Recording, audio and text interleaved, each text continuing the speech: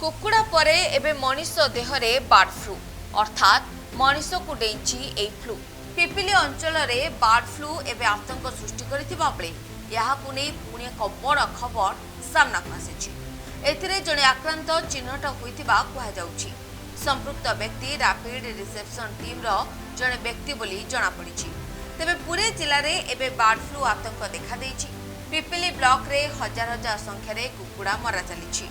स्वास्थ्य विभाग टीम एवं आशाकर्मी फार्म गुड़ी को चिन्हट कर कुकुड़ामरा अभियान जारी रखिथिबा बेले सतर्क कराउछथि। तेबे एहारी मध्यरे आउ एक चिंताजनक खबर सामना को आसिछि। पिपिली ब्लॉक मंगलपुर रो जणे व्यक्ति शरीर रे बार्ड फ्लू भाइरस थिबा संदेह करा जाउछि। तांगठारे ज्वर एवं ठंडा भली लक्षण देखा देइथिला। तेणु संपृक्त व्यक्ति रक्त नमूना परीक्षा पई लैब को पठा जाइछि। एने सूचना दैछन्ती स्वास्थ्य मंत्री मुकेश महालिंग, जहाकु नै एबे चिंता बढ़िछि। पिपिली और सत्यवादी रे सर्वेलांस बढ़ाई दिया जाइछि। 1 किलोमीटर भितरे और 1 रु 10 किलोमीटर भितरे 2 थाकिया सर्वेलांस करा जाइछि। तेणु मोटामोटी भावे कहिबाकू गले स्वास्थ्य विभाग अलर्ट को आसिछि। तेबे एई बार्ड फ्लू हेले केउ सब लक्षण देखा जाए नजर पकांतु।